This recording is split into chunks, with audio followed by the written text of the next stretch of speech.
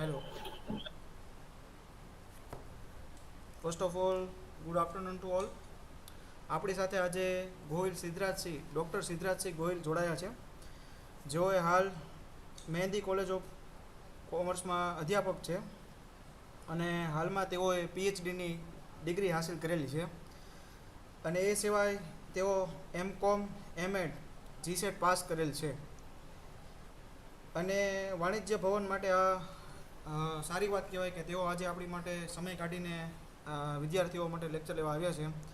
તો સૌપ્રથમ ડૉક્ટર સિદ્ધરાજસિંહ ગોહિલને ખૂબ ખૂબ આભાર. અને આ સાથે હું મિત બોસમિયા આપને વિનંતી કરું છું કે તમે તમારો સેશન અહીંથી આગળ વધારશો. ડૉક્ટર ગોહિલ સિદ્ધરાજસિંહ.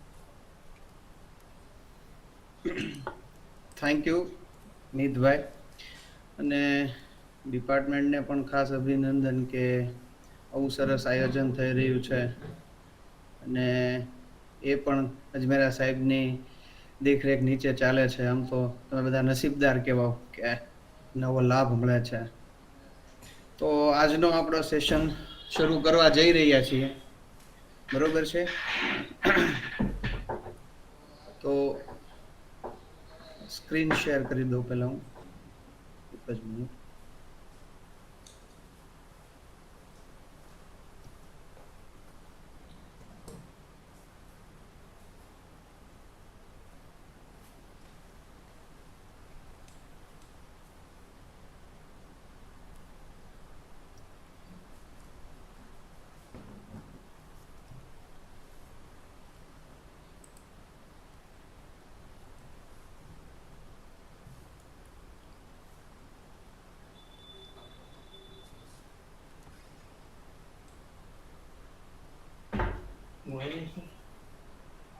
હા,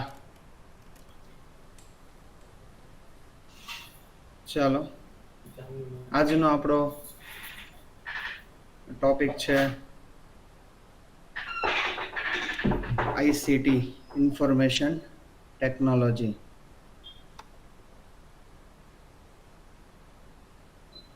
તો પેપર 1 ની અંદર આ ટોપિક સૌથી વધુ ક્વેશ્ચન આવતા હોય છે. 8 જેટલા ક્વેશ્ચન પૂછાયેલા છે.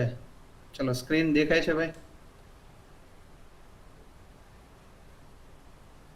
Yes sir, screen is available. Okay. તો ઇન્ફોર્મેશન અને ટેકનોલોજી એટલે કે ખાસ આપણે દિવસની શરૂઆત જ ઇન્ફોર્મેશન અને ટેકનોલોજીથી કરીએ તો એમ કહીએ તો કોઈ ખોટું નથી. જોઈએ તો કોમ્પ્યુટર છે, ત્યાર પછી મોબાઈલ છે, ઇન્ટરનેટ સેવાઓ છે, આ બધું જ આમ તો જોઈએ તો ઇન્ફોર્મેશન અને ટેકનોલોજીનો જ ખાસ મોટો ભાગ છે. અને ઇન્ફોર્મેશન ટેકનોલોજી જે છે એ આપણા એજ્યુકેશન માટે કેટલું મહત્વનું છે એના પર્પઝથી આ ટોપિક છે એ આની અંદર આવ્યો છે. અને ખાસ જ્યારે આસિસ્ટન્ટ પ્રોફેસર તમે બનો તો ઇન્ફોર્મેશન ટેકનોલોજીના ઉપયોગથી તમે તમારા અધ્યાપન કાર્યને કેટલું સરસ અને સારું અને શ્રેષ્ઠ બનાવી શકો છો. ક્લાસરૂમ લાઈવ બનાવી શકો છો, અમુક વસ્તુઓ પ્રેક્ટિકલ સમજાવી શકો છો. તો એના કારણથી આ ટોપિક આની અંદર ખાસ મૂકવામાં આવ્યો છે. અને ઇન્ફોર્મેશન ટેકનોલોજી આજના વિશ્વની સૌથી મોટી જરૂરિયાત છે એમ કહીએ તો પણ કંઈ ખોટું નથી. કારણ કે આપણે દિવસની શરૂઆતથી લઈ સાંજ સુધી ઘણી બધી ઇન્ફોર્મેશન ટેકનોલોજીના જેટલા પાસાઓ છે એનો ઉપયોગ કરતા હોય છે. એમાં સૌથી વધુ આપણે ઉપયોગ કરતા હોય છે ઓનલાઈન પેમેન્ટ્સ, બરોબર છે? પછી કંઈ પણ માહિતી સર્ચ કરવા માટે, ક્યાંય આપણે બહાર જવું હોય તો આપણે ગૂગલમાં મેપ જોઈએ છીએ, પ્લેસનું સ્થળ આપણે સર્ચ કરીએ અને તરત આપણને ત્યાં સુધીનો રસ્તો બતાવે છે. ત્યાર પછી આપણે આપણા વિષયને લગતી કોઈ પણ માહિતીઓ જોતી હોય, દરેક માહિતીઓ છે એ આજ આપણે અવેલેબલ છે, એટલી બધી ફાસ્ટ છે, આપણે મેળવી શકીએ છીએ. અને ઇન્ફોર્મેશન ટેકનોલોજીની અંદર આવતા પરિવર્તનોને ખાસ આભારી છીએ. ત્યાર પછી મનોરંજનની કોઈ પણ સેવાઓ લઈ લો, બરોબર છે? આપણે નેટફ્લિક્સ ઉપર ઘણી બધી વેબ સિરીઝો જોતા હોઈએ છીએ. તો આ બધા મનોરંજનની સેવાઓ છે એ ખાસ એક આઈટીસીનો જ ભાગ છે. તો ખાસ આઈટીસીનો સૌથી પહેલા આપણે જોઈ લઈએ કે એના મુખ્ય હેતુઓ શું છે, બરોબર છે? આઈટીસીના મુખ્ય હેતુઓ તો સૌથી પહેલું જ્ઞાન અને માહિતીનો વ્યાપ કરવો, એક જગ્યાએથી બીજી જગ્યાએ સરળ રીતે માહિતી પહોંચાડવી, બરોબર છે? એ એનો મુખ્ય હેતુ છે.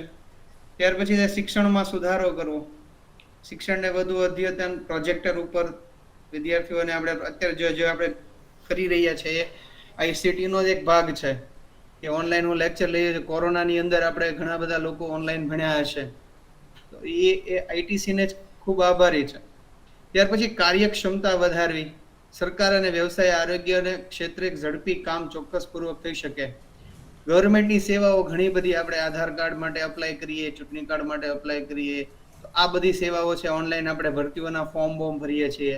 આ બધી સેવાઓ છે એ ખાસ ગવર્મેન્ટની ક્ષેત્રની કામગીરીઓ સરકાર આપણને ઘણી બધી સેવાઓ એના દ્વારા પૂરી પાડે છે. પછી ડિજિટલ સાક્ષરતા, આજની ખૂબ જરૂરિયાત. કોમ્પ્યુટર અને ઇન્ટરનેટનો ઉપયોગ કઈ રીતે કરવો અને યોગ્ય દિશામાં જો આપણે કમ્પ્યુટરનો અને મોબાઈલ્સનો ઉપયોગ કરીએ તો ઘણી બધી સફળતાઓ મેળવી શકીએ એમ છીએ. ત્યાર પછી સંપર્ક સુવિધાઓ સાધવી, આર્થિક વિકાસમાં યોગદાન. ડિજિટલ બેન્કિંગની સેવાઓ લઈએ છીએ, રોજગાર વિકાસ પ્રોત્સાહન માટેની ઘણી બધી સેવાઓ લઈએ છીએ. ઈ કોમર્સ એ ખાસ ICT ને જ આભારી છે. ત્યાર પછી નવીનતા અને પ્રોત્સાહન. નવી ટેકનોલોજીઓ દિવસે ને દિવસે અને આપણી અંદર મોબાઈલની સેવાઓની અંદર, કોમ્પ્યુટરની અંદર ઘણી બધી સેવાઓ આવતી જાય છે. ઈ ગવર્નન્સ, નાગરિકો માટેની સેવાઓ, આ બધાના મુખ્ય હેતુઓ છે, ઓબ્જેક્ટિવ્સ હતા. ત્યાર પછી ખાસ આપણી પાસે એટલો બધો ટાઈમ ન હોવાથી હું બેઝિક જે પૂછાયેલા મુદ્દાઓ છે અને જે આપણે ક્યાંક ને ક્યાંક ભણીને આવ્યા છું અને સાવ સરળ એવામાંથી જે પૂછાયેલા ક્વેશ્ચનની પણ સાથે ચર્ચા કરતા જશું. સૌથી પહેલો ટોપિક છે કોમ્યુનિકેશન પ્રોસેસ.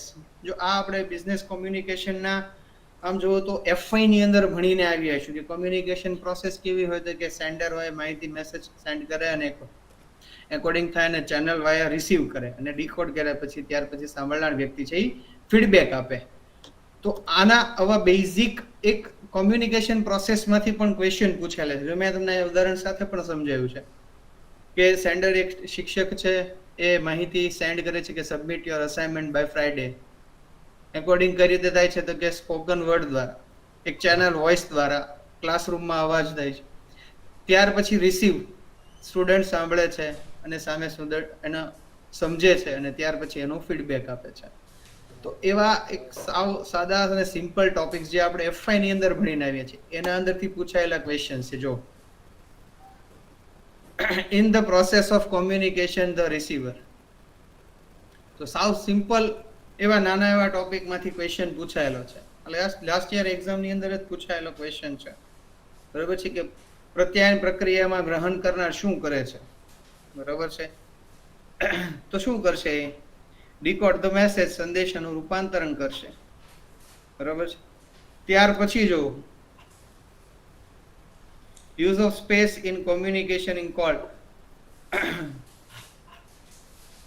તો આનો આન્સર હશે. અને ખાસ કરીને તમે જ્યારે પણ પ્રિપેરેશન કરો ત્યારે જૂના પેપર સોલ્વ કરવાનો ખૂબ આગ્રહ રાખજો, કારણ કે જૂના પેપરની અંદર જો આ 4 ઓપ્શન આપ્યા છે નીચે તમને ક્વેશ્ચન 2 માં, તો આ વખતે આપણને ક્વેશ્ચન 2 ની અંદર પ્રોક્સિમિક્સ નો ક્વેશ્ચન પૂછ્યો છે, અથવા તો આગળના પેપરની અંદર હવે ક્રોનોમિક્સ નો ક્વેશ્ચન પૂછી શકે. તો આ ખાસ પેપર સોલ્યુશન કરો ત્યારે ખાલી આન્સર ટીક કરીને સોલ્યુશન ન કરતા, 4 ઓપ્શન વિશે પણ વિચારજો. અને 4 ઓપ્શન સાથે તમે જો પ્રિપેરેશન કરશો તો તમારા મોટા ભાગના ટોપિક એ ખાલી પેપર સોલ્યુશનથી જ કવર થઈ જશે, જેના માટે તમારે સ્પેશિયલ એટલું બધું વાંચવું નહીં પડે. કારણ કે જીસેટ, મારો પોતાનો અનુભવ કહું તો જીસેટની એક્ઝામ માટે મેં 25 દિવસ 10 કલાક રોજના કાઢ્યા હતા.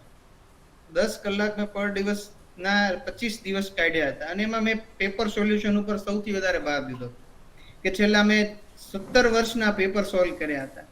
જેમ કે આ પહેલો ક્વેશ્ચન છે, ચોથો ક્વેશ્ચન પૂછાયેલો છે કે ઇન પ્રોસેસ કોમ્યુનિકેશન, તો કોમ્યુનિકેશન ટોપિક આવી ગયો મારા હાથમાં. તો પેલો કોમ્યુનિકેશન હું આખો ટોપિક સોલ્વ કરી નાખું. અને એની પછી તો કે 4 ઓપ્શન છે, 4 ઓપ્શન વિશે પહેલા વિચારી લો. 4 ઓપ્શન અલગ અલગ માહિતી હોય તો એના વિશે હું પણ માહિતી મેળવી લો. એટલે પ્રોસેસ ઓફ કોમ્યુનિકેશન મારો ટોપિક ખૂબ ડેવલપ થઈ જાય, ટોટલી કન્સેપ્ટ ક્લિયર થઈ જાય. તો આમ કરવાથી તમારે ઘણા બધા ક્વેશ્ચન છે એ ટોપ થઈ શકશે. તો પ્રોક્સિમિક્સ છે એ એનો બીજા ક્વેશ્ચનની અંદર આન્સર આવે છે. ક્રોનોમિક્સ છે એ નોન વર્બલ કોમ્યુનિકેશનનો ભાગ છે. પેરાલેંગ્વેજ છે એ પણ નોન વર્બલ કોમ્યુનિકેશનનો જ એક ભાગ છે. અને હેપ્ટિક્સ એ પણ નોન વર્બલ, ખાલી ટચ કરવાથી, કોઈને સ્પર્શ કરવાથી કોમ્યુનિકેશનનો એક ભાગ છે. ત્યાર પછી ખાસ કહીએ તો ટાઈપ્સ ઓફ કોમ્યુનિકેશન ની અંદર ત્યારબાદ હવે જોઈએ બેરિયર ઓફ કોમ્યુનિકેશન. તો સૌથી પહેલા લેંગ્વેજ બેરિયર. લેંગ્વેજ બેરિયરની અંદર ભાષાના કારણે કોઈ સમસ્યાઓ ઉદ્ભવતી હોય, બરોબર, બોલે એ સમજાતું ન હોય, તો ભાષાના કારણે ઘણી વખતે આપણે બહાર ફરવા જઈએ ત્યાંની ભાષા ન પણ સમજી શકીએ, તો આપણે કોમ્યુનિકેશન અને કોઈ વાત સમજાવવામાં આપણને પ્રશ્ન ઊભા થાય એવું બને. ત્યાર પછી સાયકોલોજીકલ બેરિયર, માનસિક અવસ્થા જેવી કે ગુસ્સો, ડર, તણાવના કારણે કોઈ સાથે વાત કરવામાં આપણને ડર લાગતો હોય તો આપણે એની સાથે સારી રીતે કોમ્યુનિકેશન ન પણ કરી શકીએ. ત્યાર પછી ફિઝિકલ બેરિયર, અવાજ, અંતર, નેટવર્ક કે ખોટ કે વાતાવરણની સમસ્યાના કારણે. ત્યાર પછી કલ્ચરલ બેરિયર, સંસ્કૃતિ, ધાર્મિક પરંપરાગત, કોઈની ધાર્મિક સંસ્કૃતિ અલગ હોય, આપણી અલગ હોય, તો આપણે રીતભાતો સમજાવવામાં ઘણી વખતે કોમ્યુનિકેશન બેરિયર ઊભો થયું બને. ત્યાર પછી ઓર્ગેનાઇઝેશનલ બિહેવિયર. ઓર્ગેનાઇઝેશનલ બેરિયર છે એ કાર્યના સ્થળે ઉપરી અધિકારી આપણને કમાન્ડ આપે તો આપણે શું કરવાનું, કોને રિપોર્ટિંગ કરવાનું, શું કઈ ચોખવટ જ ન હોય, તો ત્યારે કોમ્યુનિકેશન ગેપ ઊભો થયું બને. પરસેપ્ચ્યુઅલ બેરિયર, તો વ્યક્તિ પોતે જ સમજી લે કે આ આવો જ હશે, કે આને કઈ ખબર જ નથી પડતી, તો એની સાથે આપણે વાત ન કરીએ. આપણા મનની અંદર આપણે કોઈ ધારણાઓ ધારી લઈએ, બરોબર. જો આ બધા બેઝિક જ છે, આ તમે ભણીને આવ્યા જ હશો. સિમેન્ટિક બેરિયર્સ એ લેંગ્વેજ બેરિયરનો તે એક પાર્ટ છે. ત્યાર પછી છે જો એનામાંથી પૂછાયેલા ક્વેશ્ચન છે, બરોબર. પ્રત્યાયનના સંદર્ભમાં સિમેન્ટિક અવરોધ એટલે શું છે, બરોબર છે. તો ભાષાકીય મેં કીધું હતું ને, એટલે સૌથી પહેલો આન્સર એ આવશે એની અંદર, કે અઘરી ભાષાના કારણે આપણે એને સમજાવી શકીએ નહીં એવું બને, તો એ સિમેન્ટિક બેરિયર્સ છે, બરોબર છે. અથવા તો ઘણી વખતે બે અર્થ નીકળે, હી ઇઝ કુલ, તો કુલ ને શાંતના અર્થમાં ગણીએ, અને કુલ એક ફેશન, એક ટ્રેન્ડ, એના ઓલામાં ગણીએ, તો ઘણી વખતે એના કારણે, એ ડિફરન્સના કારણે ભાષાકીય અવરોધો ઊભા થતા હોય છે.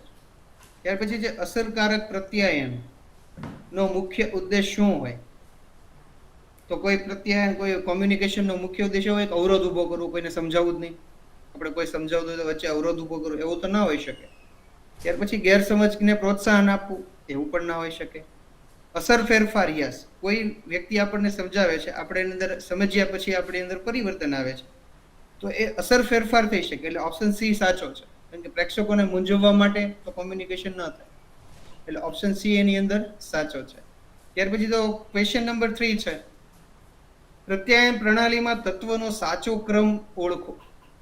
તો આપણે આગળ એનો ચાર્ટ જોયો હતો, કોમ્યુનિકેશન પ્રોસેસનો જોયા, એ ચાર્ટના રિલેટેડ જ આપણને ક્વેશ્ચન પૂછ્યો છે. જો સાવ ઇઝી, સરળ. સૌથી પહેલા વક્તા આવે, કોઈ ભાષણ કરે, સામે રિસીવ કરે અને એની અસર ઊભી થાય, બરોબર છે. તો સૌથી પહેલા બી આવશે, ત્યાર પછી એ આવશે, ત્યાર પછી સી આવશે, અને ત્યાર પછી ડી આવશે, બરોબર છે. તો ઓપ્શન એ ની અંદર બી, એ, સી, ડી એ સાચો ગણાશે. ત્યાર પછી જોઈએ, ત્યાર પછી નીચેનામાંથી કયું અશાબ્દિક પ્રત્યાયનનું ઉદાહરણ છે જેમાં શબ્દનો ઉપયોગ નથી થતો, બરોબર છે. તો જો સૌથી પહેલું છે કાળા પાટિયા પર લખવું, તો ત્યાં શબ્દ દ્વારા જ લખાશે, તો એમાં થશે. ત્યાર પછી બી, માઇક્રોફોન પર બોલવું, તો માઇકમાં આપણે કાંઈ બોલશું તો શબ્દનો ઉપયોગ થશે. પછી વોઇસ મેસેજ કરવો, એટલે કે શબ્દ, એટલે વોઇસથી જ થાય છે, તે શબ્દ જ બોલશું આપણે. અને ડી, મતભેદ દર્શાવવા માથું હલાવવું, જો માથું હલાવીએ તો ત્યાં શબ્દનો ઉપયોગ થતો નથી, એટલે ઓપ્શન ડી એની અંદર સાચો આન્સર આવશે. જો તમે કોમ્યુનિકેશનની અંદરથી કેટલા બધા ક્વેશ્ચન પૂછાય અને કેટલા ઇઝી છે, ખાલી તમે પ્રોપર શાંતિથી પેપર સોલ્યુશન કરશો તો પણ ઘણો બધો સિલેબસ કવર થઈ જશે.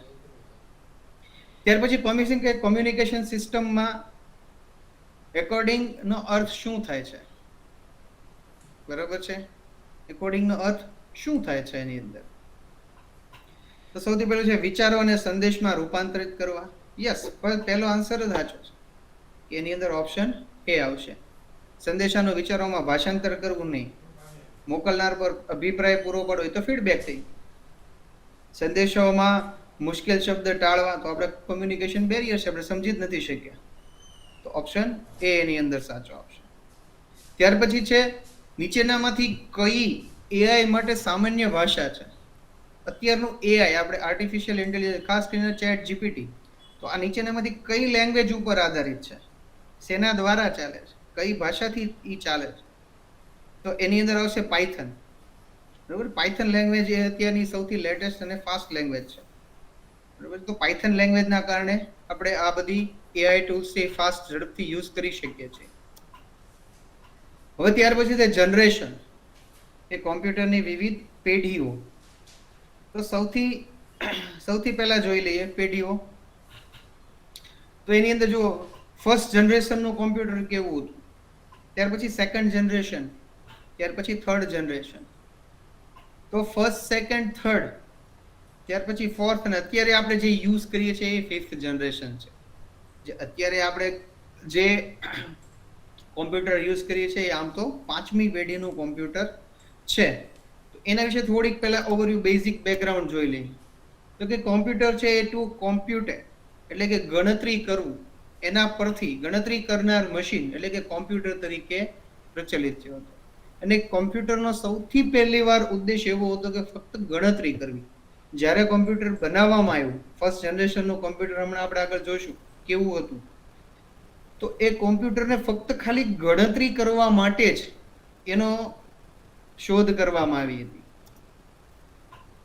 તો ગણતરી માટેના પહેલા એ સિવાયના ઘણા બધા યંત્રો વપરાતા. સૌથી પ્રથમ તો એબેકસ અથવા તો અબાકસ બંને તરીકે બોલી શકાય છે. જો આવું તમે બાલમંદિરની અંદર નાના ધોરણમાં ભણીને આવ્યા છો, બરોબર છે. બેબીલોનિયા, ચીનમાં આવી સાદી ગણતરી પહેલા શરૂઆત થઈ હતી અને ત્યાર પછી આખા વિશ્વમાં ધીમે ધીમે, અત્યારે આપણે નાના હશું તો બાલમંદિરમાં જો આવી ગણતરીઓ કરતા હશું.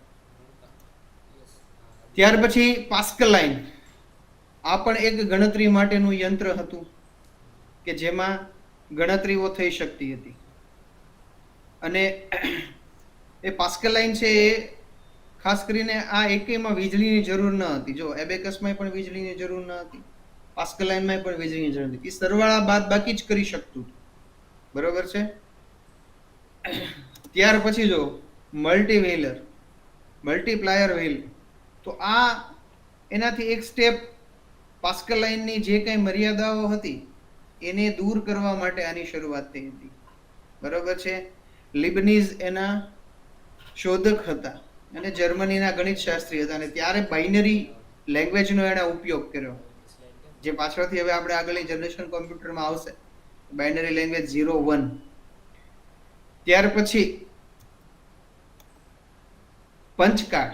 જો પંચકાળ ખાસ કરીને સમજવું જરૂરી એટલે છે કે સૌ પ્રથમ જ્યારે કોમ્પ્યુટરની અંદર ગણતરી કરવામાં આવે ત્યારે સૌથી પહેલું ઇનપુટ ડિવાઇસ પંચકાળ હતું.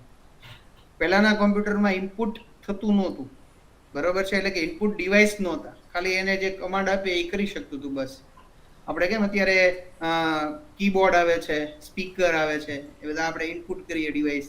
એવા ડિવાઇસ, ઇનપુટ આઉટપુટ ડિવાઇસમાં સૌથી પહેલું પંચકાળ હતું કે આની અંદર કાણા પાડીને એની સ્લાઇડ ચડાવવામાં આવે અને એ પ્રકારની એ ગણતરીઓ કરી દેતું હતું.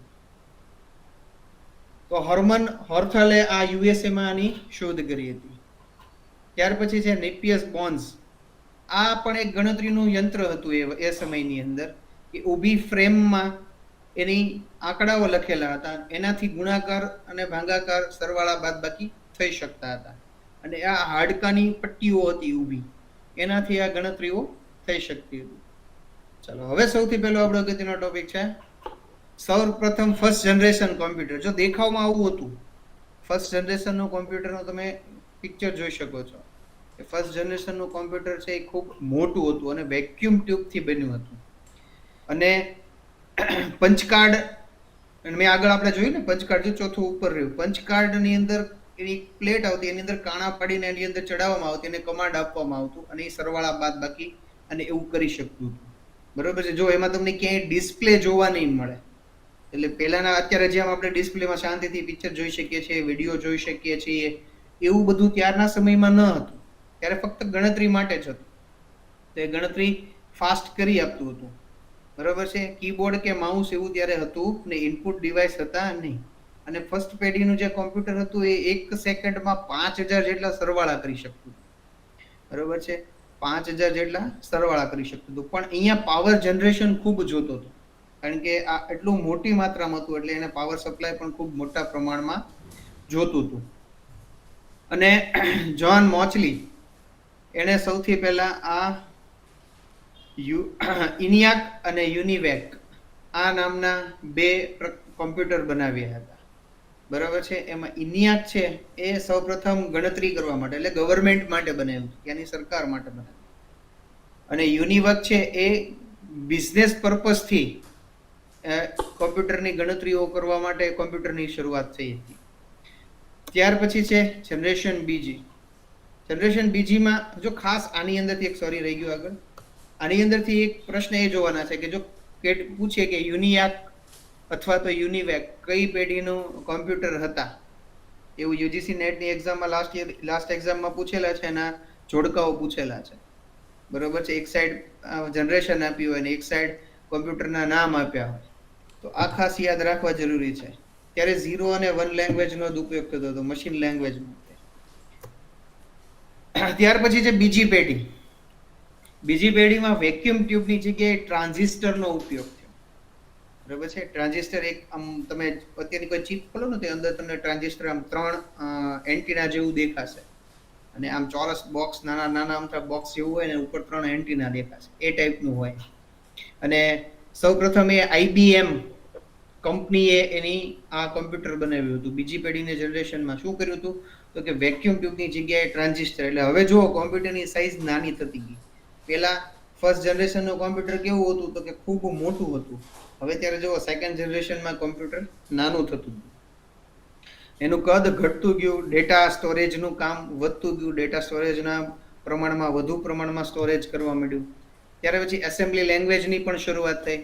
બરોબર છે કે ભાઈ આપણે જે લેંગ્વેજમાંથી અહીંયાથી કરીએ એનું કન્વર્ટ થતું કોમ્પ્યુટરમાં એની ભાષામાં, અને હજી પણ થાય જ છે. હજી અત્યારે કામ એવી રીતે થાય, આપણે કોઈ કમાન્ડ આપીએ તો એ આપણી ભાષામાં આપીએ, એ વચ્ચે મોડેમ હોય, કોમ્પ્યુટરની અંદર એક મોડેમ હોય, એ મોડ્યુલેશન અને ડિમોડ્યુલેશનથી કામ કરે. આપણે આગળ સમજશું, આગળ ટોપિકમાં આવશે. એના કારણે એ કોમ્પ્યુટરની ભાષામાં એને કન્વર્ટ કરીને મેસેજ આપે, કોમ્પ્યુટર એની ભાષામાં જવાબ આપે, એ આપણને કન્વર્ટ કરીને આપણી ભાષામાં આપે. પણ અત્યારે ખૂબ ફાસ્ટ પ્રોસેસર વાળા કોમ્પ્યુટર થઈ ગયા. ત્યાર પછી જે ત્રીજી પેઢીનું કોમ્પ્યુટર, જો હજી સુધી ડિસ્પ્લે હતી જ નહીં. ત્રીજી પેઢીમાં પણ ગણતરી માટે જ થતો હતો, પણ ટ્રાન્ઝિસ્ટરની જગ્યાએ શું આવી ગયું, હવે ઇન્ટિગ્રેટેડ ચિપ, સિલિકોન ચિપનો ઉપયોગ થવા માંડ્યો. સર્કિટ ટાઈપ ઇન્ટિગ્રેટેડ સર્કિટ આવી ગઈ એના કારણે, અને રેમની શરૂઆત થઈ. બરાબર છે. રેન્ડમ એક્સેસ મેમરી, કે જે આપણા કોમ્પ્યુટરની અંદર માહિતી કોઈ એપ્લિકેશનને રન કરવાની જગ્યા છે. બરાબર છે. ડેટા આપણે હાર્ડ ડિસ્કમાં આપણે સેવ હોય, ત્યાર પછી આપણે કોઈ પણ એપ્લિકેશન ખોલીએ, ધારો કે અત્યારે હું પાવરપોઈન્ટ પ્રેઝન્ટેશન ખોલું છું તો એ પાવરપોઈન્ટ પ્રેઝન્ટેશન મારું રન ક્યાં કરતું હશે, રેમની અંદર રન કરતું હશે.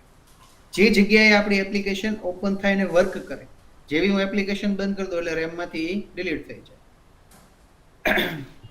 જેક કિલ્બી એ નામના વ્યક્તિ એના આઈસી ના શોધક હતા, ઇન્ટિગ્રેટેડ ચિપ વાળા. આપણે ખાસ અહીંયા આટલું શોર્ટમાં યાદ રાખવાનું છે કે ભાઈ ફર્સ્ટમાં વેક્યુમ ટ્યુબ હતી, સેકન્ડમાં ટ્રાન્ઝિસ્ટર આવ્યા, થર્ડમાં ઇન્ટિગ્રેટેડ ચિપ સર્કિટનો ઉપયોગ થવા માંડ્યો. ખાસ ઇક્વેશન એની લેંગ્વેજ ઉપરથી પૂછેલો છે. બરાબર છે. જૂની એક્ઝામના પેપરમાં કે ભાઈ ફોર્ટન, કોબોલ અને અલ્ગોર, અલ્ગોર એ કઈ પેઢીના કોમ્પ્યુટરમાં ભાષાનો ઉપયોગ થતો હતો. બરોબર છે. તો એ ત્રીજી પેઢીના કોમ્પ્યુટરમાં એનો ઉપયોગ થતો હતો. તો આવું ખાસ ખાસ ડિટેલ યાદ રાખવાની છે, નાની નાની. આપણે અહીંયા કોમ્પ્યુટર એન્જિનિયરિંગના લેવલની બાબત કે બહુ ડિટેલમાં પડવાનું નથી. આપણે ખાલી બેઝિક લેવલની માહિતીઓ જ અહીંયા પ્રાપ્ત લેવાની છે ખાલી ખાસ. એટલે આની અંદર ખાલી તૈયારીમાં એક ખાસ ધ્યાન રાખજો, બહુ ઊંડા ન ઉતરી જતા. બેઝિક ઇન્ફોર્મેશન બધા ટોપિકની હોવી જોઈએ આપણી પાસે. ત્યાર પછી ચોથી પેઢીનું કોમ્પ્યુટર. હવે ખાસ શરૂ થઈ માઇક્રો પ્રોસેસર. બરાબર છે. હવે બધા પ્રોસેસિંગ ની લેવલે ફાસ્ટ, અને કોમ્પ્યુટરની સાઇઝ જો નાની થઈ ગઈ. ત્રીજી પેઢીનું કોમ્પ્યુટર કેવું હતું તો જો સાઈડમાં તો મોટા હતા, હવે કોમ્પ્યુટરની સાઇઝ કેવી થઈ ગઈ, નાની થઈ ગઈ. ચોથી પેઢીના કોમ્પ્યુટરમાં સૌથી પહેલું સંશોધન કોણે કર્યું હતું, કોણે બનાવ્યું હતું, અને કોણે આવું માઇક્રો પ્રોસેસરથી શરૂઆત કરી હતી, તો એ છે માઇક્રો પ્રોસેસર બનાવ્યું હતું ઇન્ટેલે, જેનું નામ આપ્યું હતું 4004, ઇન્ટેલ 4004 હતું. અને એપલ નામની કંપનીએ, જો તમે જોઈ શકો છો, એપલ નામની કંપનીએ આ કોમ્પ્યુટરની શરૂઆત કરી હતી. અને ચોથી પેઢીમાં એણે સૌથી નાના કોમ્પ્યુટર બનાવ્યા હતા. અને હવે જો ડિસ્પ્લે આવી ગઈ, હવે આપણે ડિસ્પ્લે, પણ હજી ડિસ્પ્લેમાં પિક્ચર જોવા, ગેમિંગ રમવું એવું બધું નહોતું. અહીંયા શું હતું કે જે કમાન્ડ આપવો હોય એ કમાન્ડ આપી શકતા અને એ કમાન્ડથી માહિતીઓ તૈયાર કરી શકતા. પણ ખાસ ક્વેશ્ચન અહીંયા એ આવે છે, C++, જાવા આ લેંગ્વેજની શરૂઆત થઈ હતી, બરોબર છે. આ લેંગ્વેજો અહીંયા યુઝ કરવા માંડ્યા હતા. હજી પણ હાલની અંદર પણ ખાસ કરીને લિનક્સ એ પણ એક લેંગ્વેજ છે. તો મોટી કંપનીઓ જે છે ડેટા સ્ટોરેજ, જે બહુ અગત્યની ડેટા અને માહિતીઓ ભેગી કરે છે, એવી કંપનીઓ છે એ અત્યારની જાવા કે C++ લેંગ્વેજ કરતા લિનક્સ વધારે પ્રિફર કરે છે. ઓપરેટિંગ સિસ્ટમમાં પણ લિનક્સ વધારે પ્રિફર કરે છે, પણ પાયથન લેંગ્વેજ અને ઓપરેટિંગ સિસ્ટમમાં લિનક્સ વધારે યુઝ કરે છે. શું કામ? તો કે આગળ હમણાં આપણે એનો એક નેટવર્કિંગનો એક ટોપિક છે, એની અંદર આપણે સમજશું. અને અહીંયા આપણે ખાસ એ યાદ રાખવાનું છે કે IBM PC, પછી Apple II, આ બધા છે એ ચોથી પેઢીના કોમ્પ્યુટર હતા. અને GUI, ગ્રાફિક યુઝર ઇન્ટરફેસ શરૂ થયો હતો. એટલે કે ગ્રાફિક્સ વાળું કામ ધીમે ધીમે અહીંયાથી શરૂઆત કરવામાં આવી હતી. ત્યાર પછી પાંચમી પેઢીનો, જે અત્યારે આપણે ખાસ યુઝ કરીએ છીએ, ઓટોમેટિક, કોમ્પ્યુટરની રીત જાતે જ નક્કી કરી લે કે આને શું માહિતી આપવી છે, સર્વરમાંથી ગોતી અને આપણને માહિતી આપી દે છે.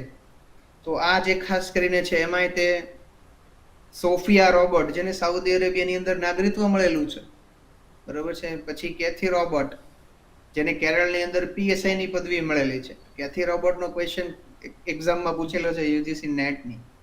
તો આવા ખાસ આપણે બેઝિક એવી ઇન્ફોર્મેશન લેવાની છે. આર્ટિફિશિયલ ઇન્ટેલિજન્સથી કામ કરે છે, જે અત્યારે આપણે ખાસ એનો ઉપયોગ કરીએ છીએ ChatGPT દ્વારા, બરોબર છે. પછી જેમિનાઈ આ પણ છે, પછી ડીપસિંક છે, બરોબર છે. આ બધી જે છે એ ખાસ આપણને હાઈ ફાસ્ટ માહિતીઓ આપે છે અને એને આપણે બહુ મોટા કમાન્ડની જરૂરિયાત નથી રહેતી. એની રીતે જ સમજી જાય છે અને ફટાફટ આપણે જે ટાઈપ કરીએ એ આપણને માહિતી તરત આપી દે છે.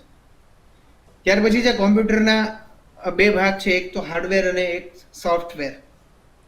હાર્ડવેર એ કે જેને આપણે સ્પર્શી શકાય છે, બરોબર છે. તેમાં ઇનપુટ અને આઉટપુટ ઉપકરણો અને પ્રોસેસિંગ યુનિટ, સ્ટોરેજ, આ વગેરેના બધા ખાસ પાર્ટ છે, જેમાં કીબોર્ડ છે, માઉસ છે, સ્કેનર છે, માઇક્રોફોન છે. તો આ બધું જો આપણને ખબર જ છે, પણ હમણાં હું તમને એક આગળ એક ટોપિક સમજાવું છું, ખાસ એમાં ધ્યાન રાખજો કે ક્વેશ્ચન ટ્વિસ્ટ કરવા માટે ત્યારે ત્યાંથી ક્વેશ્ચન આવે છે, બરોબર છે. તો કીબોર્ડ, માઉસ, સ્કેનર, માઇક્રોફોન આ આપણે કઈ બહુ ડીપમાં સમજવાની જરૂર નથી, એ આપણને ખબર જ છે, બધાને એના વિશે નોલેજ છે. તે મોનિટર, પ્રિન્ટર, સ્પીકર, આ બધા તે આઉટપુટ ડિવાઇસ છે, જે માહિતી આપણને બહાર કાઢી આપે છે કમાન્ડ આધારિત. ત્યાર પછી જે ઓપરેટિંગ સોફ્ટવેર એ પ્રોગ્રામ અને સૂચનોનો સમૂહ છે, જે કોમ્પ્યુટરને ચોક્કસ કાર્ય અને માર્ગદર્શન આપે છે.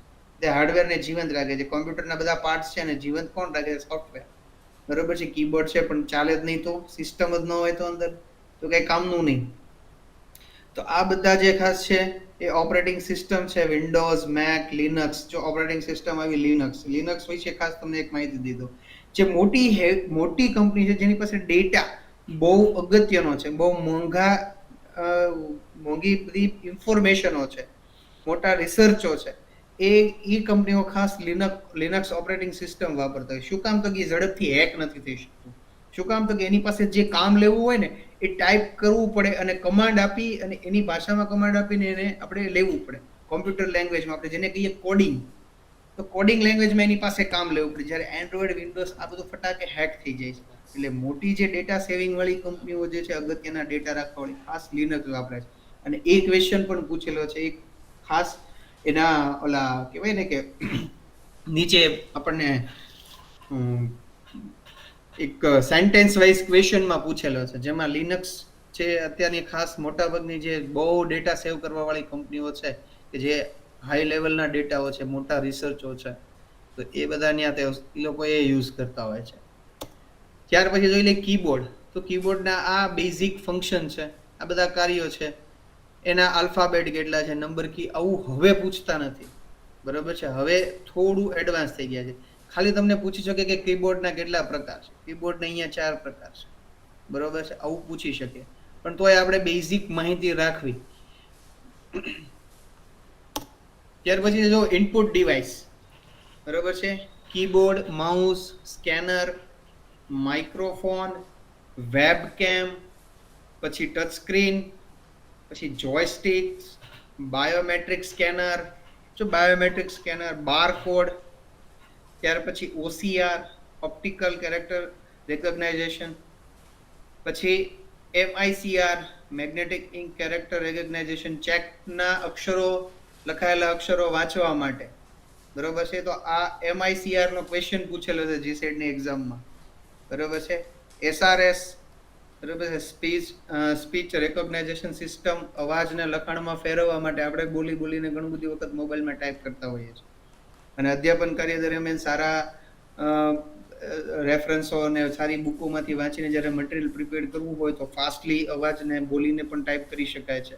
તો એના સંદર્ભે SRS વધારે ઉપયોગી ટોપિક છે. જો આ બધાની વિશે બહુ ડીપમાં નથી ઉતરવાનું, પણ ખાસ ઇનપુટ ડિવાઇસ છે અને એનું કામ શું છે એ ખાસ જોઈ લેવું જરૂરી છે, બરોબર છે. માઉસ છે એ ડ્રેગ અને ડ્રેગ કરવા માટે આપણે વાપરીએ છીએ.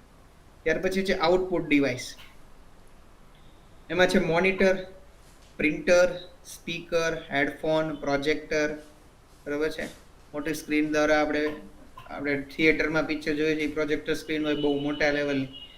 પછી બ્રેઇન ડિસ્પ્લે, આંધળા લોકો હોય એને વાંચવા માટે. આ ઇનપુટ અને આઉટપુટ તો પ્રશ્ન નથી, પણ હવે જે છે એ આ ઇનપુટ અને આઉટપુટ બંને છે. જો અહીંયા આપણને ટ્વિસ્ટ કરીને ક્વેશ્ચન પૂછે છે કે ટચ સ્ક્રીન કેવું ડિવાઇસ છે, તો ઇનપુટ આઉટપુટ બંને. આપણને ઓપ્શનમાં આપ્યું હોય ઇનપુટ આઉટપુટ, ઉપરમાંથી એક અથવા તો બંને, એમ તો બંને છે. આ ખાસ યાદ રાખજો, ટચ સ્ક્રીન, બરોબર. પછી જે મોડેમ જો આવ્યું અહીંયા મોડેમ, બરોબર છે, ડેટાને મોકલવું અને તેને સ્વીકારવું, એ ઇનપુટ આઉટપુટ. કઈ રીતે મોડેમ? તો કે મોડ્યુલેશન અને ડીમોડ્યુલેશન. પહેલા તો મોડ્યુલેશન એટલે શું? તો કે મોડ્યુલેશન એટલે શું? તો કે ડિજિટલ સિગ્નલને એનાલોગ સિગ્નલમાં ટ્રાન્સફર કરે. આપણે કોઈ સિગ્નલ આપીએ છીએ એ કોમ્પ્યુટરને એની ભાષામાં સિગ્નલ આપે, એને ટ્રાન્સફર કરે. અને ડીમોડ્યુલેશન એનાલોગને પછી કોમ્પ્યુટર આપણને જે કાંઈ રિપ્લાય આપે છે એ આપણી ભાષામાં કન્વર્ટ કરે. એનું નામ છે મોડેમ. Modulation and ડીમોડ્યુલેશન. ત્યાર પછી છે નેટવર્ક કાર્ડ. તો આ બધાનું ખાસ નામ યાદ રાખી લેજો. અંદરનું શું છે એટલું બધું ડીપમાં નહીં પૂછે, પણ નામ ખાસ યાદ રાખી લેજો કે આ 7 જે ટોપિક છે, બરોબર, એ ઇનપુટ આઉટપુટ બંને ડિવાઇસની અંદર એનો સમાવેશ થાય છે, બરોબર છે. નેટવર્ક કાર્ડ છે, સ્કેનર પ્રિન્ટર છે, બરોબર છે. સ્કેનર પ્રિન્ટર, ખાલી પ્રિન્ટર અને સ્કેનર પ્રિન્ટર એ બંનેમાં ફેર છે. ખાલી પ્રિન્ટર ક્યાં હતું? આઉટપુટ ડિવાઇસમાં હતું. જો અહીંયા એક ક્વેશ્ચન ટ્વિસ્ટ કરીને પૂછે. અને સ્કેનર પ્રિન્ટર છે તો કે ઇનપુટ આઉટપુટ બંનેમાં છે. પછી આપણે ડેઈલી યુઝ કરીએ સ્માર્ટફોન, બરોબર છે, ઇનપુટ આઉટપુટ બંનેમાં ડિવાઇસ છે. ફેક્સ મશીન અને વર્ચ્યુઅલ રિયાલિટી હેડસેટ. તો આ બધા બાબત છે, આ ખાસ યાદ રાખજો, ઇનપુટ આઉટપુટ ડિવાઇસ, બરોબર છે. ત્યાર પછી ખાસ વધારે ક્વેશ્ચન પૂછાતા હોય તો એ વાયરસ રિલેટેડ, બરોબર છે. Vital information under siege. તો કે અત્યારની આપણે મોટી સમસ્યાઓ એ છે કે આપણે ઘણી વખતે સાંભળ્યું વાયરસ આવી ગયો, મારી ફાઇલ નથી ખુલતી, બરોબર છે. તો એક એવા વાયરસ એટલે શું? તો કે એક પ્રકારનો કોમ્પ્યુટર પ્રોગ્રામ છે કે જ્યાં કોમ્પ્યુટર સિસ્ટમમાં પ્રવેશ કરી સિસ્ટમને હાનિ પહોંચાડે છે, એને નુકસાન પહોંચાડે છે. કોઈ રીતે ફાઇલ ખુલે ને ફાઇલ કરપ્ટ થઈ જાય, બરોબર છે. ઘણી વખતે આપણે કોઈ પેન ડ્રાઈવમાં ડેટા લઈને આવ્યા હોય અને પછી આપણે કોમ્પ્યુટરમાં ચડાવીએ તો ખુલે જ નહીં, તો એ ડેટા આપણો વાયરસના કારણે ક્રેક થઈ ગયો હોય તો એ ના ખુલી શકે. આ વાયરસ કોમ્પ્યુટર ઇન્ટરનેટ પરથી ફાઇલ ડાઉનલોડ કરતા કે પેન ડ્રાઈવમાં કે મેલ દ્વારા સિસ્ટમમાં પ્રવેશી જતો હોય છે. જ્હોન વાન ન્યુમેનના મત અનુસાર સોફ્ટવેર પોતાની પ્રતિકૃતિ બનાવી કોમ્પ્યુટર સિસ્ટમમાં પ્રવેશે છે, જેને વાયરસ કહેવાય છે. જે થિયરીના કારણે એને સાયબરટિક્સના પિતા પણ કહેવામાં આવ્યા છે. એ બધું બહુ ડિટેલમાં છે, પણ આપણે ખાસ હવે સમજવાનું છે આ વાયરસના પ્રકારો. આના ઉપરથી ઘણા બધા ક્વેશ્ચન યુજીસી નેટમાં પણ પૂછેલા છે અને જીસેટની એક્ઝામમાં પણ પૂછેલા છે, બરોબર. જે ટોપિકો પૂછાયેલા છે એને જ લઉં છું, કારણ કે આઈસીટી ની અંદર તો ઘણા બધા ટોપિક છે, પણ જે વધુ ને વધુ વખત પૂછાયેલા છે એવા ટોપિકનો જ મેં આજે અહીંયા સમાવેશ કર્યો છે. કારણ કે આપણે 1 કલાકના લેક્ચર સેશનની અંદર હું તમને મોટા ભાગનો આઈસીટી ની અંદરથી કેવું કેવું વાંચવું એનો ખ્યાલ આપી શકું. એ પર્પઝથી મેં એવા જ ટોપિક લીધા છે કે જે ખાસ એક્ઝામમાં પૂછાયેલા છે. તો સૌથી પહેલા એની અંદર છે રેન્સમવેર વાયરસ. રેન્સમવેર વાયરસ શું છે? તો કે આ ખાસ કરીને ખંડણી, રેન્સમવેર એટલે ખંડણી માંગવા માટે, બરાબર છે, પૈસા માંગવા માટે. કે ધારો કે આપણી ઇન્ટેલિજન્સ એજન્સી છે રો, તો રો નો બહુ ખુફિયા ડેટા કોઈ હોય, બરોબર છે, અથવા તો કોઈ સાયન્સની મોટી લેબ હોય, એની અંદર કોઈ એક દવાનું હોય, પ્રોસેસ હોય, અને એની આખી ઇન્ફોર્મેશન હોય, તો આ સિસ્ટમની અંદર, ફાઇલની અંદર ઘૂસી જાય અને એને લોક કરી નાખે. અને ખોલવા માટે આપણી પાસે પાસવર્ડ માંગે, જે આપણી પાસે હોય નહીં, બરોબર છે. અને એ તમે પછી તમારી પાસે શું માંગશે? પૈસા માંગશે. તો આપણે એમ થાય લે સાહેબ પૈસા માંગે તો આપણે તો પકડાય ન જાય, એનું તો બેંક અકાઉન્ટ આવે, એનો મોબાઈલ નંબર આવે. ના, કઈ રીતે ના આવે? તો કે એ પૈસા માંગે એ આપણી પાસે બિટકોઇનના ફોર્મમાં પૈસા માંગે, જેની કોઈ નોંધ હોતી નથી, બરોબર છે. ક્રિપ્ટોકરન્સીના ફોર્મમાં એ આપણી પાસે પૈસા માંગશે, બરોબર છે, જેની કોઈ નોંધ આવે નહીં. એટલે કોણ લઈ ગયું, ક્યાં આપણે સેન્ડ થયા, આપણને કાંઈ જ ઇન્ફોર્મેશન મળે નહીં, બરોબર છે. એટલે જ આપણી અંદર જો ઇન્ડિયાની અંદર જે બિટકોઇનને સરકારે માન્યતા આપી નથી. તો એ કોમ્પ્યુટર સિસ્ટમની અંદર પ્રવેશી જાય અને ત્યાર પછી શું કરે છે? આપણી પાસે ખંડણી માંગે છે, પૈસા માંગે છે. ભાઈ આ તમે માહિતી જોતી હોય તો આટલા પૈસા આપો, બરોબર છે. ત્યાર પછી છે સેકન્ડ, ટ્રોજન હોર્સ, બરોબર છે. આ ટ્રોજન હોર્સ છે, ટ્રોજન હોર્સનું નામ છે ટ્રોય નામની એક ઇંગ્લિશ મૂવી ઉપરથી પડ્યું છે, બરોબર. ટ્રોય નામની મૂવી છે અને એની અંદર બે એમ્પાયર છે એકબીજા સાથે લડતા હોય. પણ એક ધારો કે એ નામનો એમ્પાયર છે બી નામના એમ્પાયર સાથે એ લોકોનું યુદ્ધ ચાલતું હોય, પણ એ નામનો એમ્પાયર છે બી નામના એમ્પાયરનો કિલ્લો તોડી ના શકે. શું કામ? તો કે એની દિવાલ ખૂબ મજબૂત હોય, બરોબર છે. તો એ શું કરે? તો કે જો ઘોડા જેવું તમને દેખાશે, એની અંદર એના સૈનિકોને પૂરી દે, એની અંદર એના સૈનિકોને બેસાડી દે અને પછી દુશ્મનના ગેટની આગળ મૂકી દે. પછી એ લોકો થોડા દૂર વયા જાય એટલે બી એમ્પાયર હોય એની દેખાતું બંધ થઈ જાય. ત્યારે શું થાય? તો ઓલા લોકો એને એમ થાય કે આ શું મૂકી, આ શું છે, શું છે એમ કરીને અંદર લાવ્યા. અંદર લાવ્યા એટલે સૈનિકો એમાંથી બહાર નીકળ્યા અને આખું એમ્પાયર તહેશ નહેશ કરી નાખ્યું. તો એવી જ રીતે આ ટ્રોજન હોર્સ છે એક કોઈને કોઈ માહિતી સાથે આપણા અંદર કોઈ ફાઇલ ડાઉનલોડ કરો, એના દ્વારા આપણા કોમ્પ્યુટરની અંદર આવી જતું હોય છે. કે જેનાથી શું થાય? તો કે આપણા ફાઇલને કરપ્ટ કરી નાખે, મલ્ટિપલ ફોર્મમાં ઓપન કરી નાખે, કોઈ રીતે આપણે એક્સેસ માંગી શકીએ નહીં, બરોબર છે. તો એના કારણે શું થતું હોય? ટ્રોજન હોર્સ છે એ ખાસ ઓનલાઈન ડાઉનલોડ વખતે દરેક જગ્યાએ એક્સેસ વાંચીને આપવું, આમને આપી દેવું નહીં, બરોબર છે. ડેટા આપણે સીધો એક્સેસ આપી દઈએ કે યસ અલાવ, તો દરેક ઇન્ફોર્મેશન વાંચીને અલાવવા, આમને આપી દેવું નહીં. ત્યાર પછી છે સ્પાયવેર, બરોબર છે. આનું નામ જ છે જાસૂસી.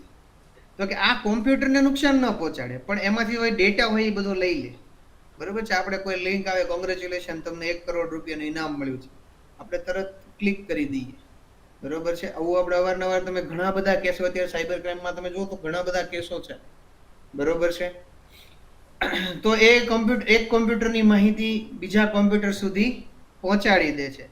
અને ખાસ કરીને આ વધારે પેન ડ્રાઈવથી ફેલાતો હોય કે ભાઈ હું કોઈ એક મૂવી છે એની સાથે વાયરસ નાખી અને મારા ફ્રેન્ડને આપું કે આલા તારે મૂવી જોવું હોય તો લઈ જા, તો એ પેન ડ્રાઈવમાં એ લઈ જાય મૂવી અને એના પીસીમાં ચડાવે એટલે એ વાયરસ એક્ટિવ થઈ જાય અને હું એના પીસીની અંદર જેટલી ઇન્ફોર્મેશન જે જોતો હોય બધું જ મને તરત મારી પાસે ડેટા આવી જાય, બરોબર. એના કોમ્પ્યુટરને નુકસાન નહીં પહોંચાડે, પણ એના બધા ડેટા શું થઈ જશે?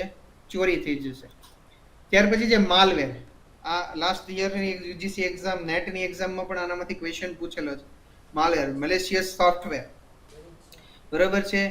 એ માલવેર છે એ કોમ્પ્યુટરમાં કોઈને કોઈ રીતે એક સર્વર દ્વારા બીજા સર્વરથી કે કોઈ પણ રીતે તમારા કોમ્પ્યુટરની અંદર દાખલ થશે, અથવા પેન ડ્રાઈવથી, મેઇલથી, બરોબર છે. સ્પામમાં મેસેજ આવતો હોય એનાથી. આગળ સ્પામ એટલે શું એ પણ સમજીએ. આપણે જીમેલની અંદર એક સ્પામ ઓપ્શન આવે છે, બરોબર, કે જેમાં આપણે નકામા જરૂરિયાત ન હોય એવા મેસેજો એની અંદર પડ્યા હોય છે. ઘણી વખતે એના મેસેજ ખોલવાથી પણ આ માલવેર એક્ટિવ થઈ જતો હોય છે. તો આ કેવું હોય છે કે 1 કે 2 દિવસ પછી કે નિશ્ચિત સમયે, બરોબર છે, કે ભાઈ મારે કોઈનું જાણવું હોય કે આ વ્યક્તિ 2 વાગે રાત્રે શું કરતો હશે, તો એ રાત્રે 2 વાગે જ એક્ટિવ થાય. એ રીતે ટાઈમ સેટ સાથે એ એન્ટર કરવામાં આવે અને વ્યક્તિની કોમ્પ્યુટરની માહિતીઓ છે એ હેક કરી નાખે, અથવા તો એની સર્વર ડાઉન કરી નાખે, અથવા તો એની પ્રોસેસ કામ કરતું બંધ થઈ જાય, એવી પ્રકારે ટૂંકમાં એની કોમ્પ્યુટરની હાર્ડ ડિસ્ક ક્રેશ કરી નાખે. એવી રીતે માલવેર એની અંદર એક્ટિવ થતો હોય છે. ત્યાર પછી છે વોર્મ, બરોબર છે. વોર્મ એક ને એક ઓલાની ઘણી બધી મલ્ટિપલ કોપીઓ ઓપન કરી નાખે, પોતાની મલ્ટિપલ કોપી બનાવી કોમ્પ્યુટરના ડેટાને હેંગ કરી નાખે. કે તમે કોઈ એક ફોટો સેવ કરો તો એવા ને એવા 500 700 1000 ફોટા એક સાથે બની જાય અને એ સેવ થાય એટલે આપણી હાર્ડ ડિસ્ક ફૂલ થઈ જાય. હાર્ડ ડિસ્ક ફૂલ થઈ જાય એટલે શું થઈ જાય, તો કે આપણું હાર્ડ ડિસ્ક ક્રેશ થઈ જાય, એટલે આપણું કોમ્પ્યુટરની દરેક માહિતીઓ છે એ શું થઈ જાય, આપણને મેમરી ક્રેશ થઈ જાય, આપણું હાર્ડ ડિસ્ક ક્રેશ થઈ જાય, એટલે બધી માહિતી વહી જાય. તો જો ખાસ કરીને મોરિસ નામનો એક આવેલો છે, પછી આઈ લવ યુ નામનો એક વોર્મ વાયરસ આવેલો છે, પછી માય ડૂમ એક આવેલો છે, સ્ટ્રોમ વોર્મ કરીને એક આવેલો છે. આ બધા એના નામ છે. ત્યાર પછી છે રેસિડન્ટ વાયરસ, ઘરની જેમ કામ કરે. રેસિડન્ટ એટલે ઘર, બરાબર. જુદી જુદી ફાઇલ ઓપન કરી નાખે, બરાબર છે, અને એક પ્રોગ્રામની સાથે બીજા ઘણા બધા પ્રોગ્રામો ખોલી નાખે. ઘણીવાર આપણે ખાલી VLC પ્લેયર શરૂ કરવા જઈએ એની સાથે ઘણા બધા ઓપ્શનો ઓપન થઈ જાય, બરાબર છે. તો એના કારણે આપણી રેમ છે, રેમ એટલે શું, તો કે જ્યાં આપણી એપ્લિકેશન રન થાય એ સ્પેસ. ધારો કે 8 GB રેમ હોય ને એક સાથે 15 એપ્લિકેશન ખુલી જાય 25 30 MB વાળી, તો શું થાય, તો આપણી રેમની સ્પેસ ઘટી જશે, એટલે કોમ્પ્યુટરની સ્પીડ ધીમી પડી જશે અને શું થઈ જશે, ક્રેશ થઈ જશે, બરાબર છે. તો આ રેસિડન્ટ વાયરસ એવું કામ કરે છે, એ ખાસ કરીને રેમ ઉપર એટેક કરે.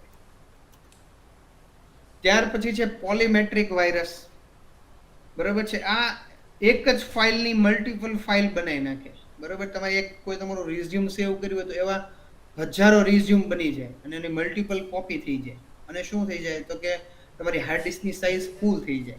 ફૂલ થઈ જાય એટલે તરત શું થઈ જાય, તો સ્પીડ આપણી ઘટી જશે, અથવા તો કોમ્પ્યુટર કામ કરતું બંધ થઈ જશે, સોફ્ટવેર હાલતા બંધ થઈ જશે, બરોબર. જો ટુરેક કરીને એક છેલ્લે એનો પોલીમેટ્રિક વાયરસ આવેલો છે, ખાસ નામ યાદ રાખજો, અને કયા વાયરસથી કયું શું એની ઇફેક્ટ થાય છે એ યાદ રાખજો ખાસ. ત્યાર પછી છે વેબ સિકિંગ વાયરસ, બરોબર છે. બ્રાઉઝરને નુકસાન પહોંચાડે, ઓપેરા, પછી ગૂગલ ક્રોમ, બરોબર છે, મોઝિલા ફાયરફોક્સ, આ બધાને ખાસ કરીને નુકસાન પહોંચાડે. જો એનું નામ જ છે વેબ સ્કિપિંગ વાયરસ. ત્યાર પછી છે મેક્રો વાયરસ, બરોબર. આનું નામ છે નાનો વાયરસ, બરોબર છે. નાની નાની ફાઇલની અંદર આવી જાય, બરોબર છે. નાનો એવો ફોટો હોય એની અંદર આવી જાય, સિગ્નેચરનો કોઈ ફોટો હોય, નાની નાની ફાઇલોની અંદર આવી જાય, નાનો એક ટેમ્પલેટ હોય, જાહેરાત હોય, કોઈ પાવર પોઈન્ટ પ્રેઝન્ટેશન હોય, અથવા તો વર્ડ ફાઇલ હોય નાની એવી, તો એની અંદર આવી જાય, બરોબર છે. અને પછી એ ક્રેશ કરી નાખે અને ધીમે ધીમે આપણા ડેટાઓ બધા ડિલીટ થઈ જાય, બરોબર. મેલેસા કરીને એક એ લાસ્ટમાં આ વાયરસ આવેલો હતો. ત્યાર પછી છે બૂટ વાયરસ. આપણી કોમ્પ્યુટર શરૂ કરો એટલે એની બૂટ પ્રોસેસ શરૂ થાય, તો એને બૂટ વાયરસ એનું શું કરે, તો આપણી કોમ્પ્યુટરની પ્રોસેસ જ શરૂ ના થાય. સી ડ્રાઈવમાં ખાસ કરીને, કારણ કે આપણા બધા જ સોફ્ટવેર રન કરતા હોય ક્યાં હોય, તો કે સી ડ્રાઈવની અંદર, બરાબર છે. તો એ સી ડ્રાઈવમાં આવી જાય અને ત્યાં જ પછી શું થઈ જાય, આપણી બૂટ પ્રોસેસને તે ધીમી પાડી દે અથવા તો નુકસાન પહોંચાડે, એટલે કોમ્પ્યુટર ઘણીવાર આપણે સ્ટાર્ટ જ ન થાય, અથવા શરૂ થાય તો ખાલી આમ પ્રોસેસ ખાલી ઉપર વિન્ડોઝ એવું લખીને પાછું બંધ થઈ જાય, એટલે શરૂ જ ન થવા દે, બરોબર છે. ખાસ એના નામ છે ફ્રોમ, ડિસ્ક કિલર, બરોબર છે. આ બધા જૂના એના વાયરસના નામ છે. ત્યાર પછી છે ફાઇલ સિસ્ટમ વાયરસ. ફાઇલમાં આવી જાય, અલગ અલગ ફાઇલની સાથે, કોઈના કોમ્પ્યુટરમાંથી આપણે ફાઇલ લીધી હોય તો એ ફાઇલની સાથે આવે, બરોબર છે. અથવા તેનું લોકેશન બદલાવો, બરોબર. સી ડ્રાઈવમાંથી ડી ડ્રાઈવમાં તમે ફાઇલને લઈ જાઓ, બરોબર છે, તો ત્યાં એ વાયરસ તરત એક્ટિવ થઈ જાય, બરોબર. કોઈ ફાઇલમાં આવ્યો હોય પણ એનું લોકેશન તમે એક જગ્યાએથી બીજી જગ્યાએ બદલો એટલે શું થઈ જાય, એક્ટિવ થઈ જાય. ત્યાર પછી છે ડાયરેક્ટ એક્શન વાયરસ, બરોબર છે. જ્યારે ફાઇલને ઓપન કરવામાં આવે ત્યારે ઓપરેટિંગ સિસ્ટમ અને ફાઇલને શું કરે, અસરગ્રસ્ત કરે, બરોબર છે. આપણી ઓપરેટિંગ સિસ્ટમને તે ડાયરેક્ટ ઇફેક્ટ કરે અને આપણી ઓપરેટિંગ સિસ્ટમ જ બંધ થઈ જાય. બરોબર છે. અથવા તો મલ્ટિપલ એટલા બધા ઓપ્શન ખુલી જાય કે એના કારણે શું થાય, આપણી રેમ ફૂલ થઈ જાય અને હાર્ડ ડિસ્ક ક્રેશ થઈ જાય. ત્યાર પછી છે ખાસ કરીને સાયબર સ્પેસ. સાયબર સિક્યુરિટીની એક બે ટોપિક છે. એમાં સાયબર સ્પેસ, તો કે સાયબર સ્પેસ એટલે શું, તો કે કોમ્પ્યુટરમાં રહેલી માહિતીનો અખૂટ સ્ત્રોત ને સાયબર સ્પેસ તરીકે કહેવામાં આવે છે, જ્યાં બધી એની માહિતીઓ હોય. અને આવું સૌપ્રથમ કોને કીધું હતું, તો કે વિલિયમ ગિબ્સને કીધું હતું અને પોતાના ન્યુરોમેસન નામના પુસ્તકની અંદર. પણ હવે વાત છે સાયબર વોરફેર, કે જ્યાં પેલા માણસો કેવું હતું તો કે ભાઈ એકબીજા આમને સામને લડતા હતા, પણ હવે કેવું થઈ ગયું, મોટા ભાગના ડેટા ઇન્ફોર્મેશનનો ક્ષેત્ર એટલું મોટું થઈ ગયું, એના કારણે સાયબર વોર કરે છે. બરાબર છે. અને એકબીજાની પોતાના નેટવર્કથી પોતાના એકબીજાના કોમ્પ્યુટરને નેટવર્કને અસર પહોંચાડે, કોમ્પ્યુટરના હેક કરી લે, પોતાની સાઇટ હેક કરી લે. બરોબર છે. એવા ઘણી વખતે એવા બધા એકબીજા સામાસામી યુદ્ધ ચાલતા હોય છે, એને કહેવાય સાયબર વોરફેર. પોતાના એકબીજાના નેટવર્કથી એક દેશ બીજા દેશના નેટવર્કને ક્રેશ કરવા માટેના પ્રયત્ન કરતું હોય. જો આવ્યું ત્યાર પછી તે સ્પામ. ઇન્ટરનેટના માધ્યમથી ગેરકાયદેસર અથવા તો બિનજરૂરી મોકલાયેલા મેસેજ કે મેઇલને સ્પામની અંદર સેવ થાય. બરોબર છે. બિનજરૂરી મેસેજ. ઘણી વખતે કોઈથી તમે એવું વિચાર્યું કે આ સ્પામમાં મેસેજ ક્યાંથી આવે, તો ખાસ આ ડેટા સિક્યુરિટીનો જ તે પ્રશ્ન છે. બરોબર છે. અને ડેટા સિક્યુરિટી એક્ટ પણ બનાવવામાં આવ્યો છે 2000ની સાલની અંદર. આર નારાયણ એ વખતે રાષ્ટ્રપતિ હતા અને એની નિગરાણી નીચે આ એક આખો તૈયાર કરવામાં આવ્યો છે. એ ખાસ તમે ટોપિક જોઈ લેજો. બરોબર છે. Cyber act. તો આ બિનજરૂરી ડેટા, પણ એ મેસેજ આપણો નંબર કે આપણું મેઇલ આઈડી કે એની પાસે ગયું કેવી રીતે? તો આપણે દિવસ દરમિયાન ઘણી બધી જગ્યાએ એપ્લિકેશનને ડાઉનલોડ કરતા હોઈએ છીએ ને એમાં આપણો નંબર આપી દેતા હોઈએ છીએ. ત્યાર પછી એ આપણા નંબર અને નામ ને ડેટા ને એ બધું છે એ કોઈ બીજી કંપનીને મોકલે. ધારો કે માર્કેટિંગના પર્પઝથી પણ આનો ઉપયોગ કરતા હોય છે. ઘણી વખતે જોજો તમે આ નેત્રા છે, પછી મીશો છે, એની જાહેરાત પણ આપણે સ્પામમાં આવતી હોય છે. બેન્કિંગ સેવાઓની જાહેરાતો આવતી હોય છે, ક્રેડિટ કાર્ડની જાહેરાતો આવતી હોય છે, ફ્લિપકાર્ટના સેલની જાહેરાતો આવતી હોય છે. તો આ બધા પાસે ડેટા આપણો ગયો ક્યાંથી, તો કે આપણે કોઈને કોઈ એપ્લિકેશન કે કંઈ પણ રન કર્યું, ત્યાં આપણો ડેટા નાખ્યો, એને આપણો ડેટા છે કોઈને કોઈ પૈસાના ફોર્મથી બીજાને વેચ્યો. તો એવું થતું હોય છે. એટલે સ્પામ. ત્યાર પછી છે કુકીઝ. બરાબર છે. આપણે અલાવ આપી દઈએ છીએ. તો શું છે કુકીઝ એટલે શું, તો કે જ્યારે આપણે કોઈ વસ્તુ પહેલી વાર ખોલીએ ત્યારે વાર લાગે. બરોબર છે. પણ એ કુકીઝ છે એ સેવ કરી લે છે ને ત્યાર પછી શું થશે, તો કે બીજી વાર એને બાબત તમે એકવાર તમારા ગૂગલની અંદર મોબાઈલની અંદર સર્ચ કરજો. બરોબર છે. ભાવનગર યુનિવર્સિટી, પછી બંધ કરી દેજો. પછી બીજી વાર ખાલી હજી BH એ લખશો ને આખું ભાવનગર યુનિવર્સિટી ઓટોમેટિક આવી જશે. શું કામ, તો કે એ કુકીઝના કારણે થાય છે. એ આપણો ડેટા અંદર સેવ કરી લે છે અને તરત જ તે બીજી વાર ઝડપથી ખુલે એના માટે એ સ્ટોર કરી લે છે. બરાબર છે. ઘણી વખતે આપણે વારંવાર યુનિવર્સિટીની સાઇટ ઉપર રિઝલ્ટ જોતા હોય, પછી તમે ખાલી યુનિવર્સિટીની સાઇટ પર રિઝલ્ટ તરત આવી જાય, તમને ઉપર સર્ચ બારમાં દેખાડતા હોય M.Com રિઝલ્ટ. એટલે એ કુકીઝની અંદર સેવ થતું હોય છે. ત્યાર પછી છે હેકર. બરોબર છે. હેકરની અંદર ખાસ એના 3 ટાઈપ જોવાના છે: white hat hacker, blue hat hacker અને બ્લેક હેટ હેકર. બરોબર છે. કોમ્પ્યુટરને નુકસાન પહોંચાડે, કોમ્પ્યુટરની માહિતીઓ ચોરવાની પ્રક્રિયા, આપણે કહીએ ને હેક કરી લીધું, મારો ફોન હેક થઈ ગયો, મારું ફેસબુક આઈડી હેક થઈ ગયું. બરોબર છે. તો માહિતી ચોરવી કે નુકસાન કરવાના વ્યક્તિને જ હેકર કહેવામાં આવે છે. બરોબર છે. પણ માહિતી કેવી છે, ઇન્ટરનેટના કોમ્પ્યુટરના ફોર્મમાં. બરોબર છે.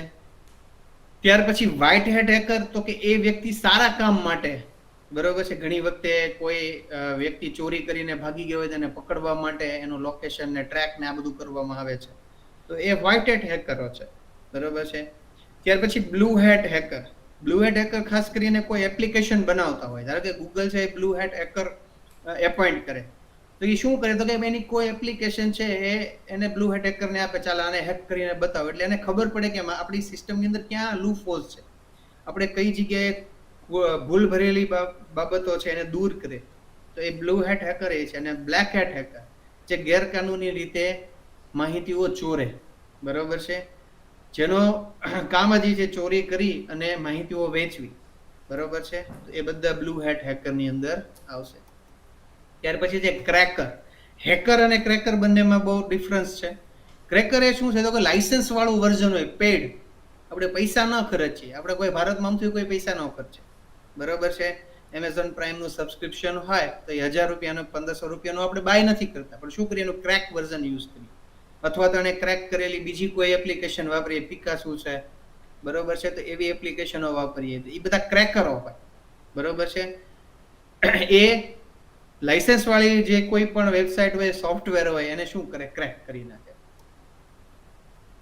પછી છે ડોસ એટેક, બરોબર છે, denial of services, DoS attack.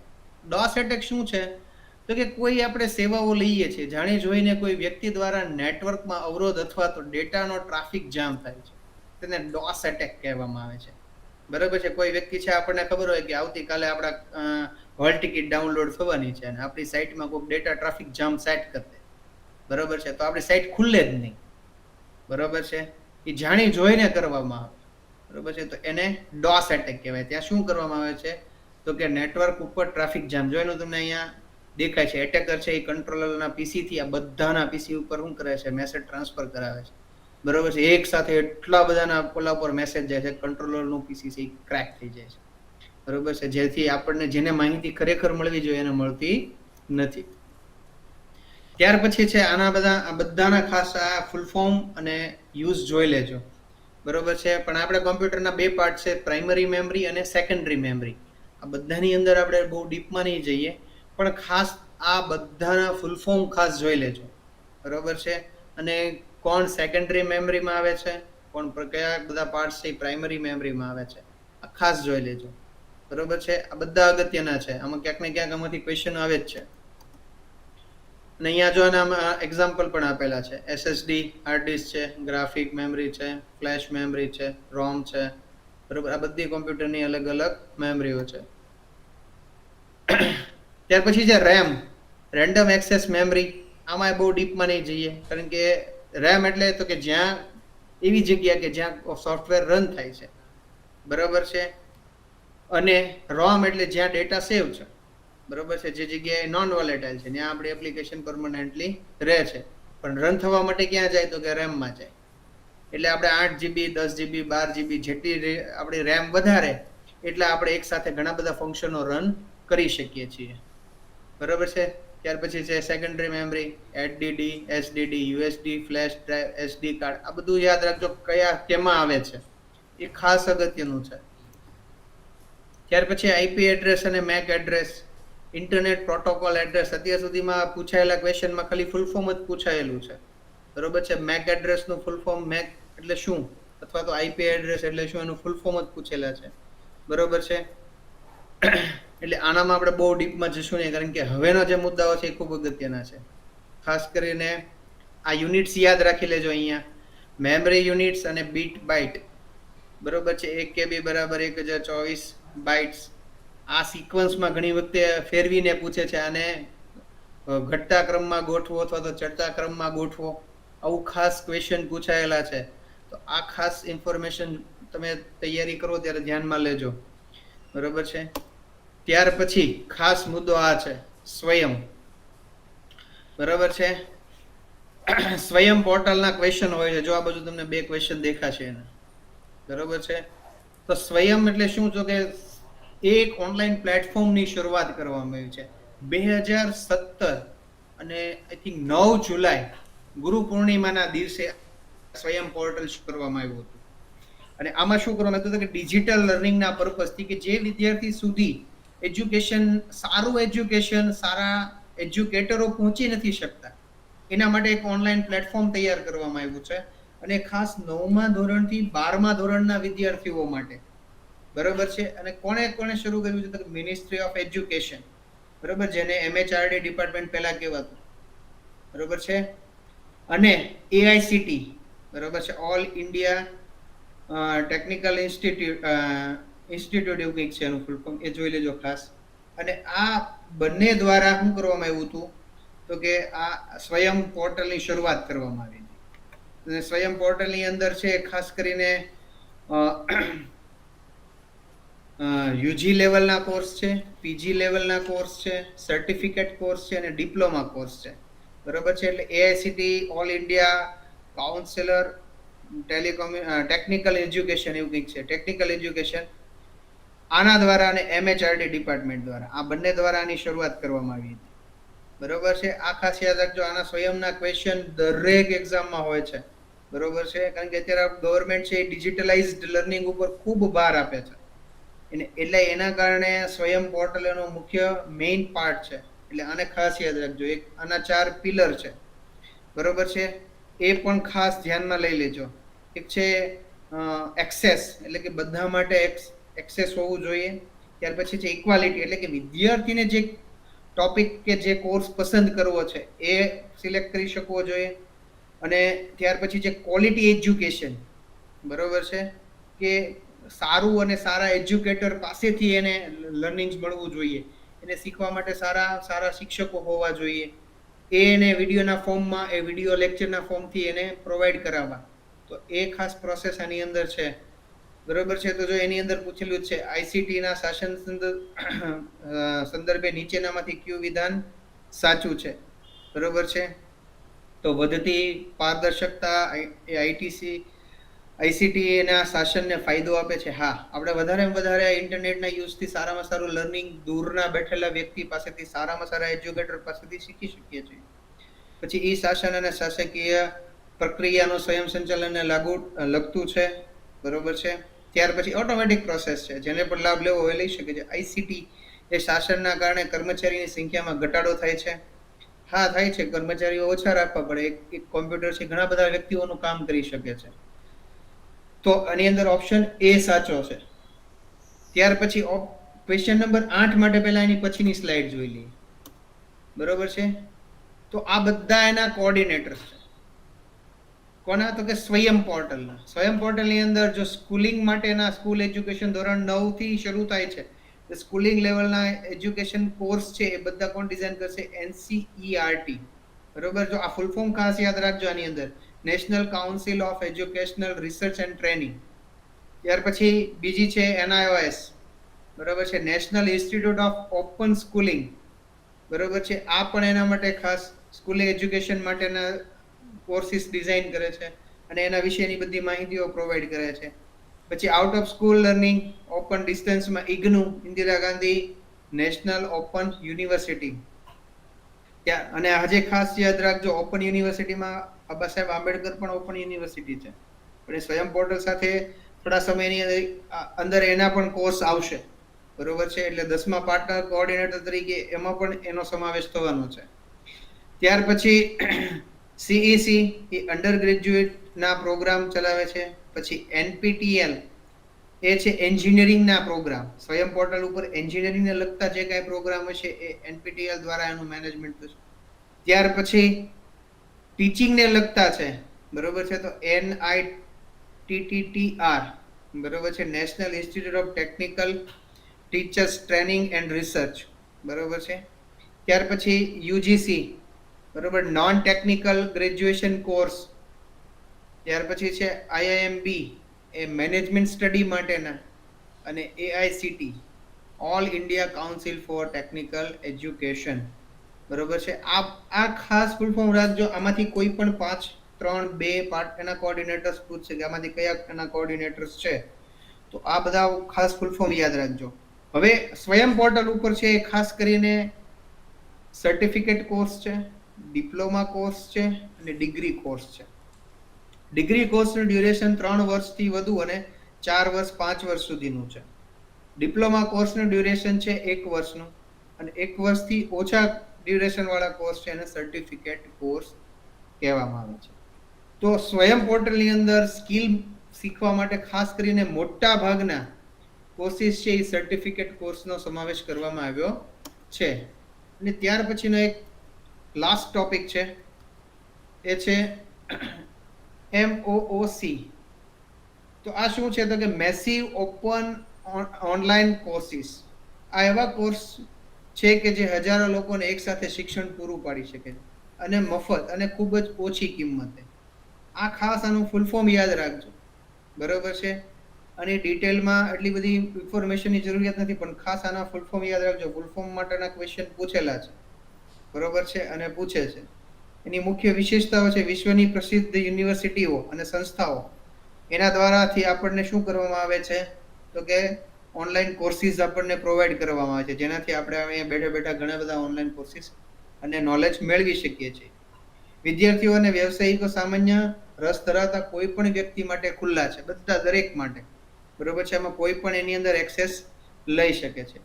તો આ એના ટોટલી ખાસ ધ્યાન રાખજો. અને એને કેવી રીતે કાર્ય કરે છે તો કે કેમેરા, માઇક્રોફોન અને ઇન્ટરનેટ કનેક્શન દ્વારા શીખી શકાય છે. જેની પાસે આ સુવિધાઓ હોય એ કોર્સ કરી શકે છે ઓનલાઈન, બરોબર છે.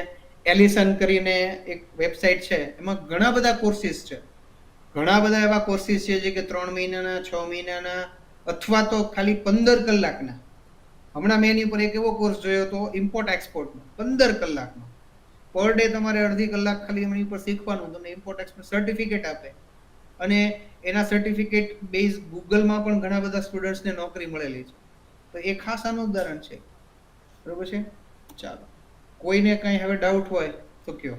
બાકી ખાસ યાદ રાખજો કે જેટલા પૂછાયેલા ક્વેશ્ચન તમે જોશો એનાથી તમને બેઝ આઈડિયા આવશે.